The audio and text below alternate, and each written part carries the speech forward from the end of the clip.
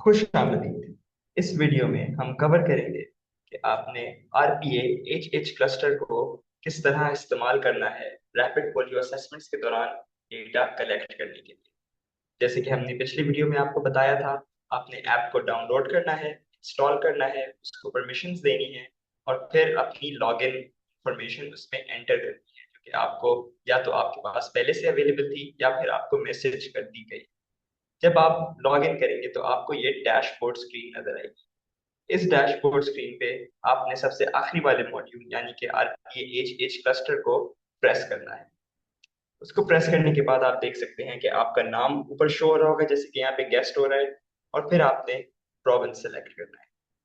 इसके बाद आपने डिवीजन सेलेक्ट करना है। फिर आपने डिस्ट्रिक्ट सेलेक्ट करना है। फिर आप तहसील सेलेक्ट करेंगे। आपने तहसील सेलेक्ट करते हुए ये ख्याल रखना है कि ये वही तहसील हो जो कि आपको रैपिड पोलियो असेसमेंट्स के लिए असाइन की गई है। उसके बाद आप यूसी सेलेक्ट करेंगे और आपने ख्याल रखना है कि ये वही यूसी हो जो कि आपको रैपिड पोलियो असेसमेंट्स के लिए असाइन की गई। फिर आप प्रोसीड का बटन प्रेस करेंगे। उसके बाद आपको 6 क्लस्टर शो होंगे जो कि आपने बारी बारी करके फिल करने हैं। तो हम क्लस्टर 1 को प्रेस करेंगे।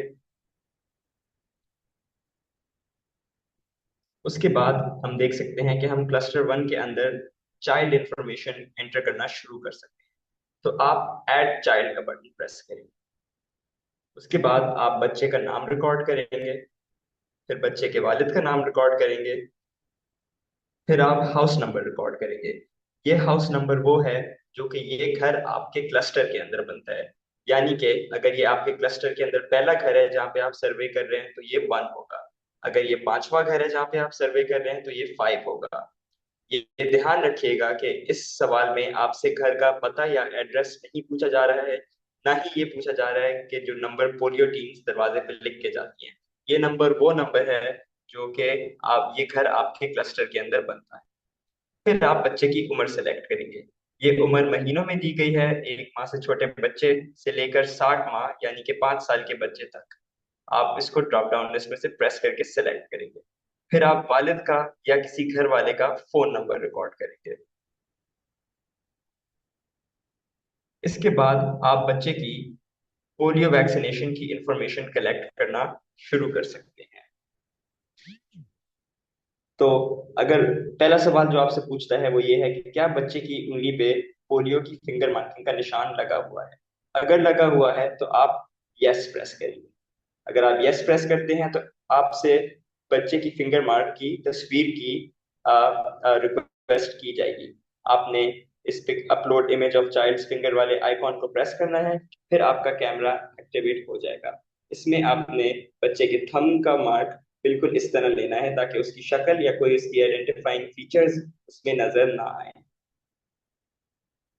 तस्वीर लेने के बाद आपने टिक को दबाना है और उससे तस्वीर आपकी ऐप में रिकॉर्ड हो जाएगी। अगर बच्चे की उंगली पे निशान नहीं लगा हुआ है तो आप नो प्रेस करेंगे। जब आप नो प्रेस करते हैं तो आपसे एक और सवाल पूछा जाता है जो कि रीड करता है, did your child receive polio vaccine in the recent campaign. यानी कि आपने वालिदैन से पूछना है कि उनकी याद से, उनकी यादाश्त से क्या बच्चे को पोलियो की वैक्सीन लगी थी या नहीं। अगर वो कहते हैं हाँ तो आपने यस प्रेस करना है। अगर वो कहते हैं ना तो आपने नो प्रेस करना है। अगला सवाल फिर आपसे पूछा जाएगा, क्या घर के दरवाजे पे वॉल चॉकिंग या डोर चॉकिंग हुई भी है। ये आपने पूछना नहीं है बल्कि खुद अपनी आंखों से वेरीफाई करना है। अगर आपको डोर चॉकिंग या वॉल चॉकिंग नजर आती है तो आप यस प्रेस करेंगे। अगर आपको नजर नहीं आती तो आप नो प्रेस करेंगे।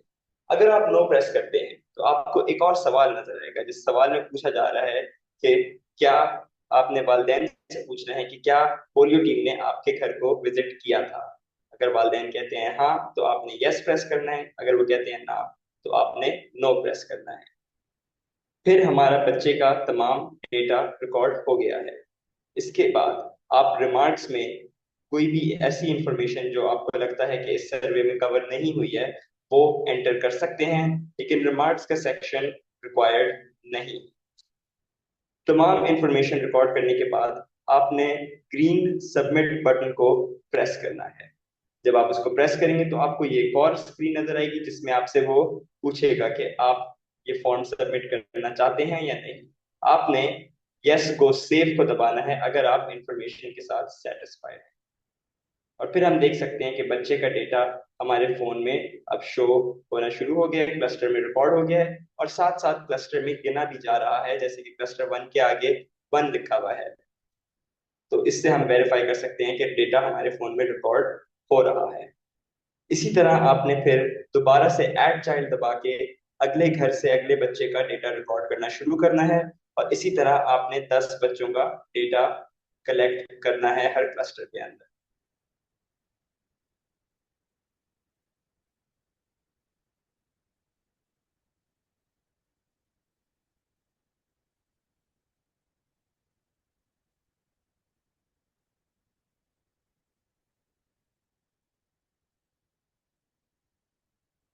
जब आप 10 बच्चों का डेटा एंटर कर लेंगे और आपके क्लस्टर के आगे 10 लिखा हुआ आएगा, तब आपको सबमिट की बटन शो होगी। इस बटन को प्रेस करके आप क्लस्टर सबमिट कर सकते हैं। जब आप क्लस्टर सबमिट करेंगे तो आप इस स्क्रीन पे आ जाएंगे जहाँ पे आपको क्लस्टर के आगे टोटल नंबर बच्चे उसके अंदर कितने रिकॉर्ड हुए हैं वो भी लिखा हुआ आ जाएगा। जब वो 10 हो जाएंगे और क्लस्टर सबमिट हो जाएगा, उसके बाद आपको इसी स्क्रीन के नीचे एक और सबमिट का बटन शो होगा। आपने इस सबमिट के बटन को दबाना है। इस सबमिट के बटन से होगा ये कि अगर आपके पास इंटरनेट कनेक्शन है तो डेटा हमारे सर्वर में या डेटाबेस में आ जाएगा। अगर आपके पास इंटरनेट कनेक्शन नहीं है तो डेटा आपके ऐप में फोन में सेव हो जाएगा और उसको आप बाद में सिंक कर सकते हैं। तो फिलहाल हमारे पास इंटरनेट कनेक्शन है, तो जब हम सबमिट दबाएंगे तो हमें इस तरह शो हो जाएगा कि क्लस्टर हमारे फोन में सेव हो गया है। इसको हम ओके कर देंगे और उसके बाद हम बाकी क्लस्टर्स रिकॉर्ड करना शुरू कर सकते हैं।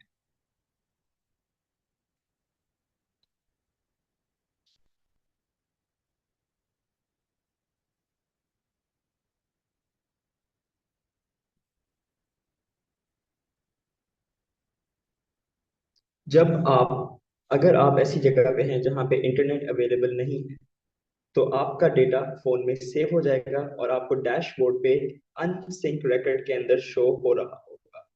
जब ऐसे होगा तो आपने थर्ड वाले ऑप्शन जो कि सिंक रिकॉर्ड है उसको प्रेस करना है और फिर यस को प्रेस करना है और आपका डेटा फिर सर्वर में सेव हो जाएगा। और इस तरह आप लो कवरेज एरियाज में भी डेटा रिकॉर्ड कर सकते हैं एसईएस ऐप के थ्रू। बहुत बहुत शुक्रिया आपका ये वीडियो देखने का। और अगर कोई भी सवाल हो तो रोड मैप टीम को आप रीच आउट कर सकते हैं। शुक्रिया।